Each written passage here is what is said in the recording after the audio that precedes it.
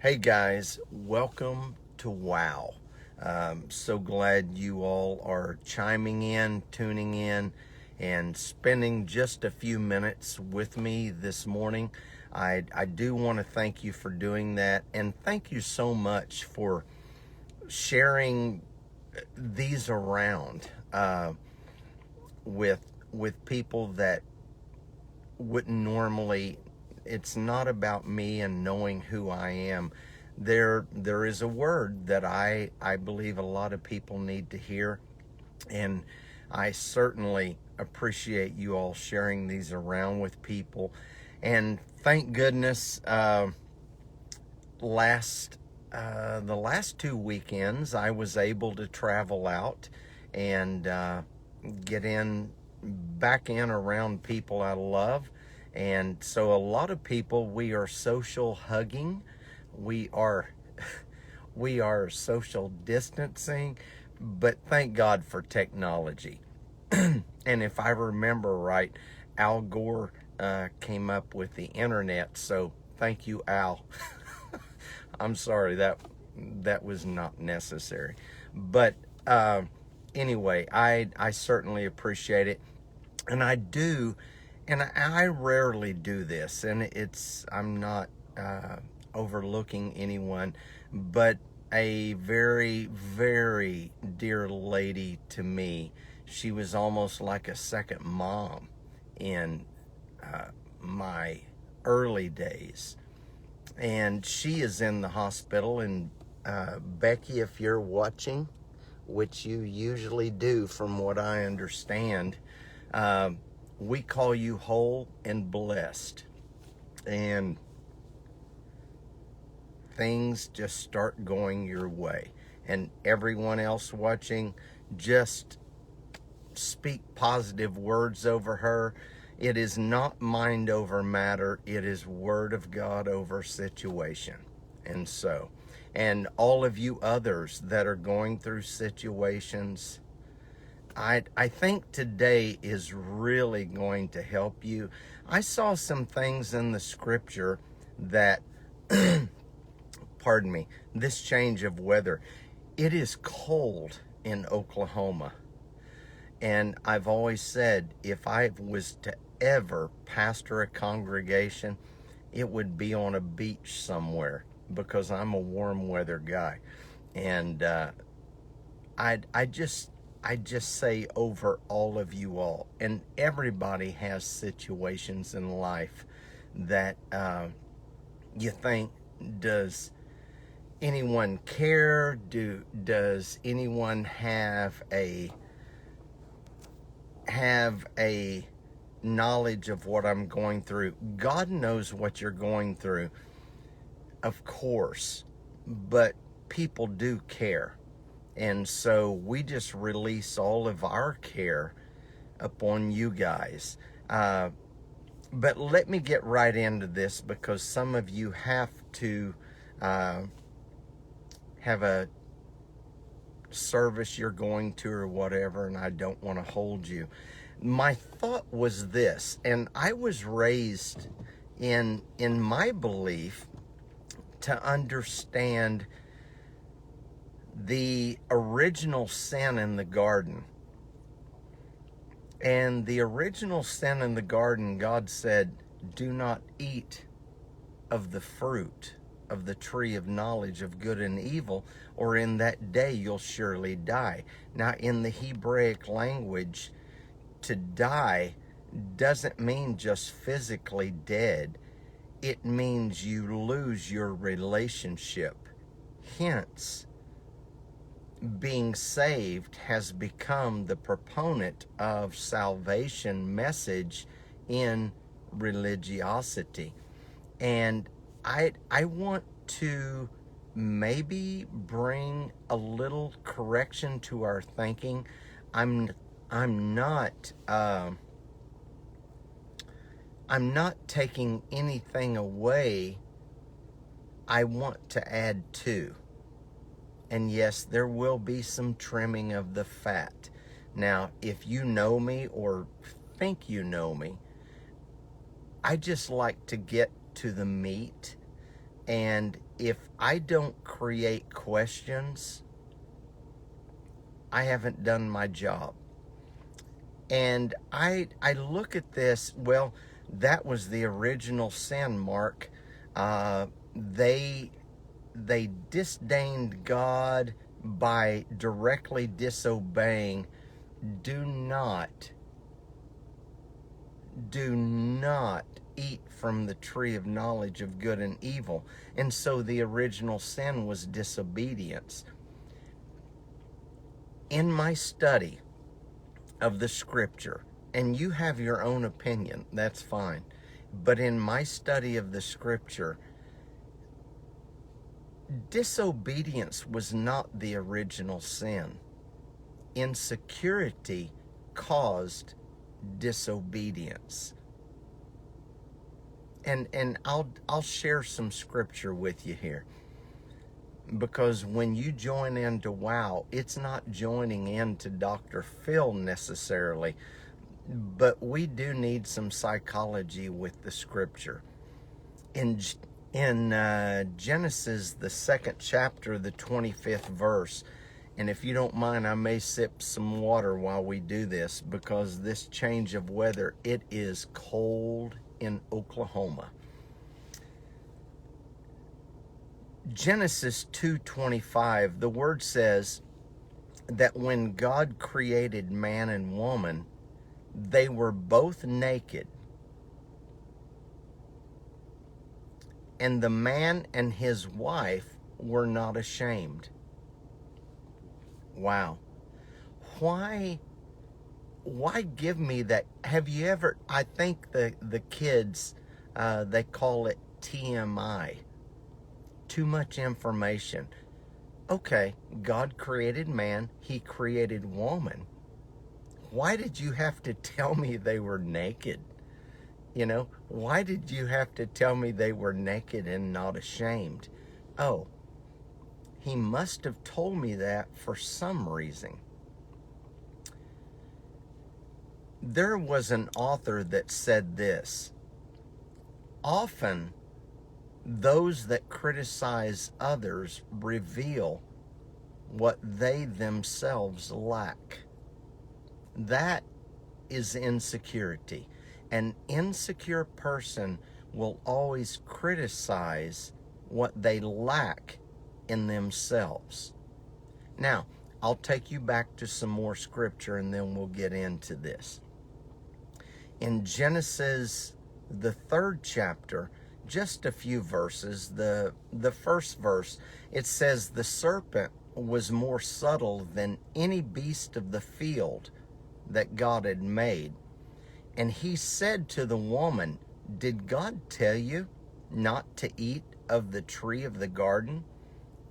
And the woman said, no, we can eat of the trees, of the fruit of the trees of the garden, but of the fruit of the tree that's in the middle of the garden.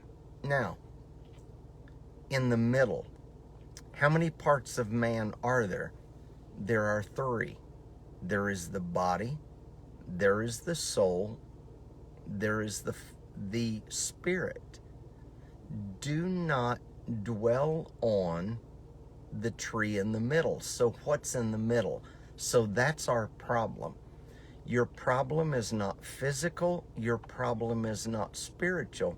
Your problem is the way you think. And she said, yeah, we can eat of every tree, but no, we can't eat of that tree. Or in other words, if we do think about that, we'll surely die. And that word die in the Hebrew, again, means to be separated from the relationship, separated from the blessings of God. And the serpent said to the woman, you're not going to die if you eat of that tree. And I'm giving you the Oklahoma rendition of this. Because if you eat of that tree, then God knows that you will become like a God and you'll know good and evil. And so the woman looked again. And in yourself, you can say second guess. How many have lived long enough? And I'm 67 years old, and I have second guessed a lot of things in my life. That's called second guessing. Now, I want you to remember that. If you're really teachable, you remember that. Most of the mistakes we've made in our life is because we have second guessed something we originally had a passion for. Boom, hit a speed bump, second guess it. No. And when she saw that it was good and pleasant to her eyes, she ate of it, and the man also ate with her. Because, and I don't want to get overly deep into this, but the Old Testament is type and shadow. It's symbolism. It's allegorism. The mind of a man is the woman of a man. The spirit of a man is the nature of God. Okay? And so he ate with her. What's that mean, Mark? It means if you think about something long enough, you're going to become like that. So you have to be careful what you meditate on. Therefore, the psalmist David said, I meditate on the Lord both day and night. And then the word says in the 7th verse, the word eyes in the Hebrew means the perception. They both perceived they were naked. And they sewed fig leaves together and made aprons. Their first sin was not disobeying God, eating the fruit. Their first sin was the insecurity that made them sew the fig leaves. Anytime there is sin involved, there will be a rebellious act to cover up what you did. That word serpent, we always think of a snake. That's fine. No problem with that. But the word serpent in the Hebrew is the word nakash. Nakash means to whisper a spell or to cause a person to guess. This is where we get our phraseology, oh, you second guessed it. In other words, you listened to the serpent. How many good jobs have you missed because you second guessed it? How many opportunities for relationships have you missed because you second guessed it? And that's what I want to take away from you today, is your second guessing. Okay? Most of us feel insecure some of the time, but some feel insecure all the time. And so that's where my study went, because I understand the first sin was not disobedience. The first sin was insecurity created by second guessing. I hope you guys are okay with this. But I began to study out in psychiatry or psychology what causes insecurity. And they say the kind of childhood you had, traumas you've been through in life, even recent experiences of failure or rejection, loneliness, social anxiety, and not even believing good about yourself, just negative thoughts about yourself, or you had a critical parent or a critical partner, they all contribute to insecurity. One sign, one of the major signs of insecurity, and I see you guys chiming in. I so appreciate that. But we are finally going to get back into the garden, and I'm not saying you can live a life. There is never going to be another snake. I am saying you can live a life where you don't have to feel the insecurity. Okay? One of the major signs of insecurity is a very low self-esteem, a low negative self-image of how people perceive you. But let me take you back to the scripture. God, when he finished creating on the seventh or the sixth day, he saw that all was good. Can you hear me? Do you hear me? God sees you as good. Why can't you see yourself as good? Hear me again. God sees you as healed. Why can't you see yourself as healed?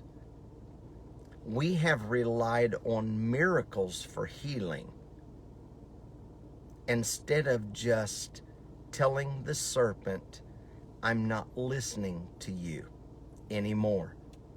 Adam and Eve second-guessed they were as good as God said they were, and so they ate the fruit. What'd they do after they ate the fruit? According to the 7th verse of Genesis 3, they immediately sowed the fig leaves. Wait a minute. So what fruit did they eat? You'll see pictures painted of the woman or the man eating an apple, a pear, a peach. Can I be straight up? Once you know you've done wrong, you reach for the first thing. You reach for the first thing to cover yourself up. What did they eat in the Garden of Eden? The fig. The fig tree was the knowledge of good and evil. What does the law of Moses do? It creates the knowledge of good and evil. So the law of Moses, the 613 laws, is the fig tree. That's the reason Jesus cursed the fig tree. When he went to see if there was any fruit on it, and he found nothing, he cursed it. Do you remember? He went to bed in Bethany, walked by the next morning, and Peter's like, dude, this really is dead. He said, I told you. You cannot hide behind the law anymore. I told you you were good. When are you going to start believing you are good? My question is, who screwed you up? Who made you think you're not good enough? I guess I shouldn't say screwed, but this is live. So anyway, it is what it is. And I'm not sowing a fig leaf. But they second guessed. That's your battle. The Spirit of God is what you hear first. And this is going to help you guys for who are buying books on how to be led by the Spirit. I'm going to make this very short and simple for you. When you really want to be in tune with God, the first voice you'll hear is God. The second voice is the enemy. Well, what's my enemy? Well, the works of the devil have been destroyed, so it's that little subtle whisper that makes you second guess what you heard the first time. So here's the thing, and I was studying this out, and I was really laughing. It's like, oh my God, I've never seen this. Where did they hide? They hid behind the fig tree, because insecure people feel like they have to do something to make someone else accept them or recognize them. So what did they do? They sewed fig leaves together to make God accept them when he came in the cool of the day. So here's my question. Why do people use their works of the law to feel comfortable in God's presence? That's all I was taught. Do this, don't do this, do this, don't do this, and you'll be accepted. Why did I even have to feel like I had to have a fig leaf to be accepted by God? Why do people get addicted to drugs and alcohol and perversion? Why do they do that? Because they know God is not going to accept them anyway, so they're just going to tolerate within themselves their second guessing. You look back over your life and see how many times you have second guessed yourself. And today, I hope today just starts a new you. Why have we been taught to live right to be accepted by God? I'll give you the answer. Because we've been made more conscious of a negative self-image than the image of who we really are.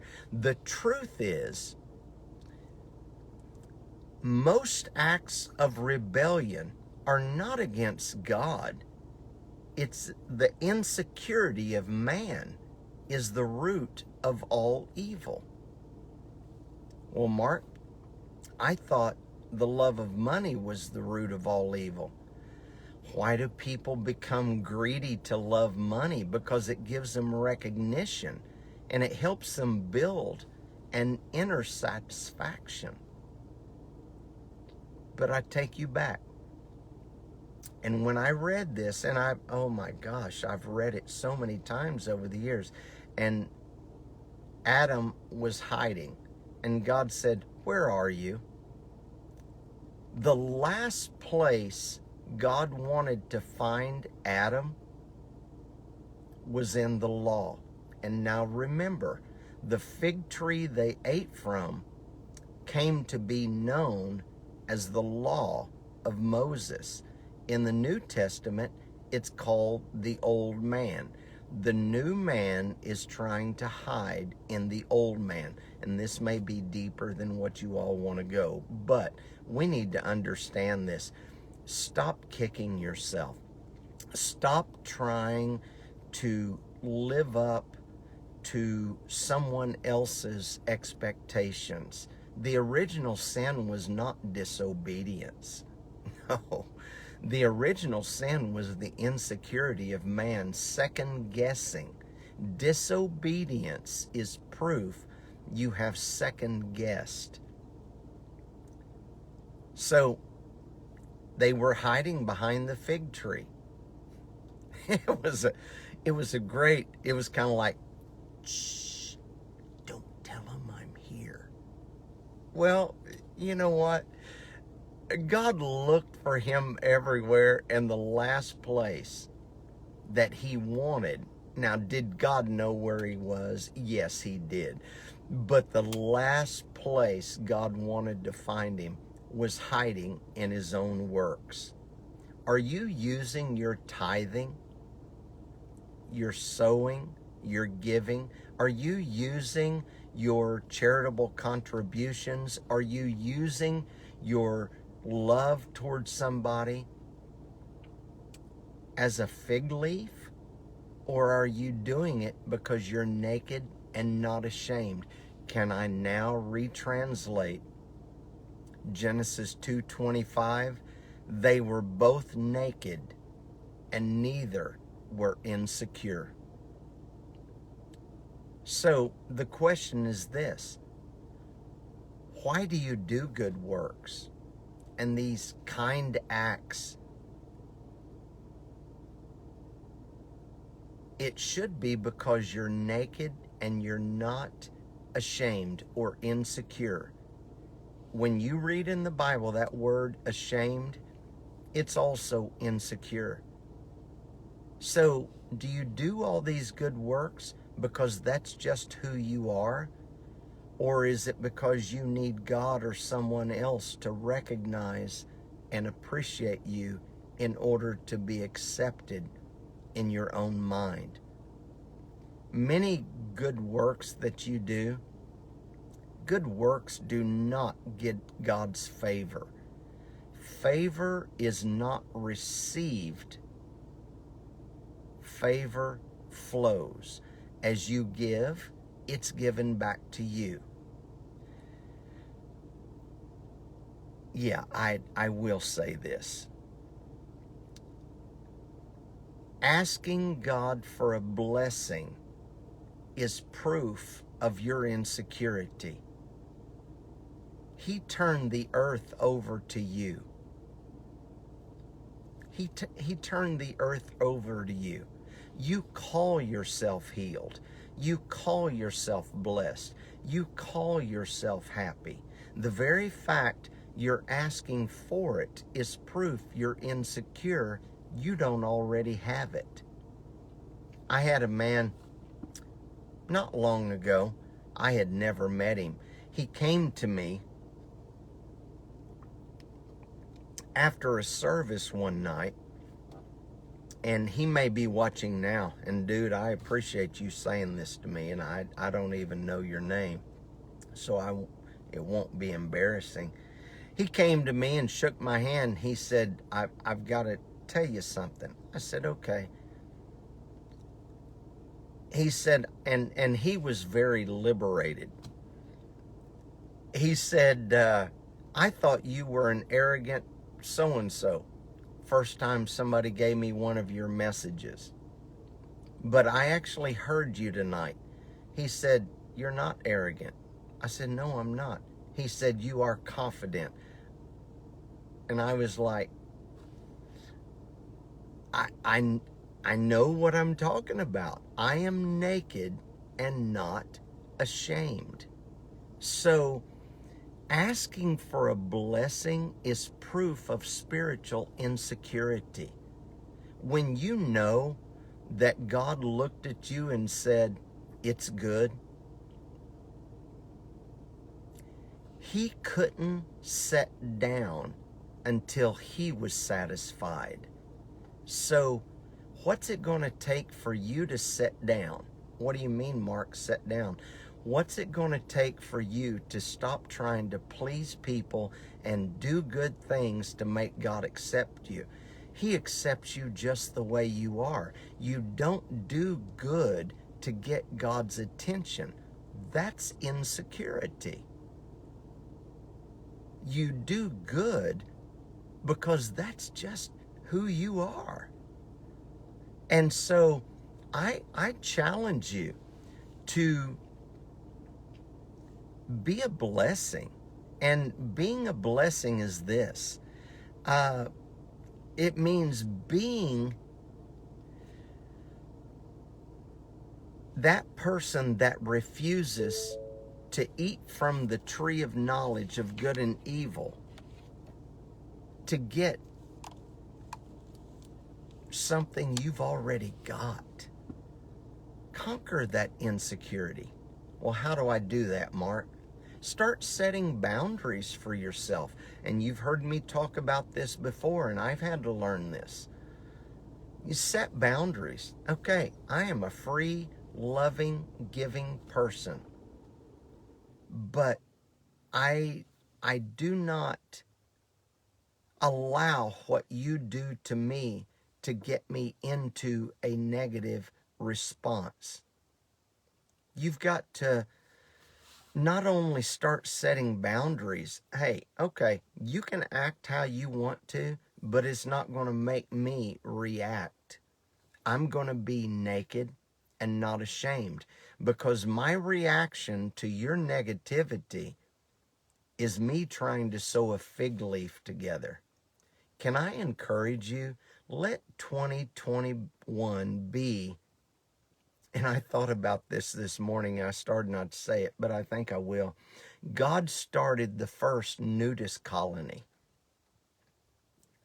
And if that's offensive to some of you, I don't know, you'll just have to get over it, because God started the first nudist colony. And I'm not just, you may be thinking, oh, I could never go to that. Well, that's fine. Don't do it. And as you get older, some things don't need to be seen. You just be yourself, is what I'm saying, in your own attitude, in your own confidence, in your own security. Well, how do I conquer this insecurity, Mark? Not only set boundaries, but you've got to rehearse how far you've come. It doesn't mean you become arrogant, that you don't need people. You don't need people to be your goal. God looked at you and said, it's good. If God calls you good, why do you keep trying to do things to let other people know you're good? That's insecurity. When are you going to act like God? That's the question. When are you going to enjoy naked living? And when Jesus died on the cross, he was crucified naked.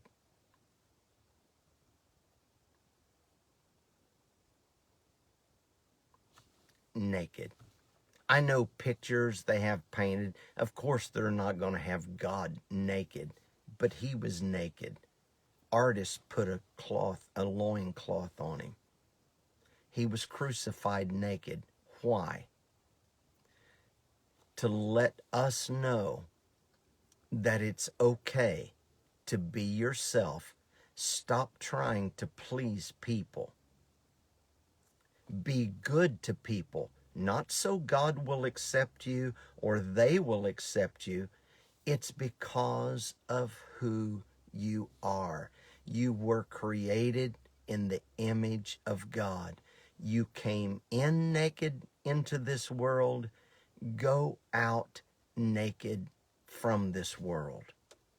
Be yourself. Just be yourself. And if you're taking this literally, I'm going to have to start my truck back up because, again, it's cold and I get a little chilly. But just absolutely enjoy being naked. And again, don't take this literally and say, I'm not wearing clothes anymore. I'm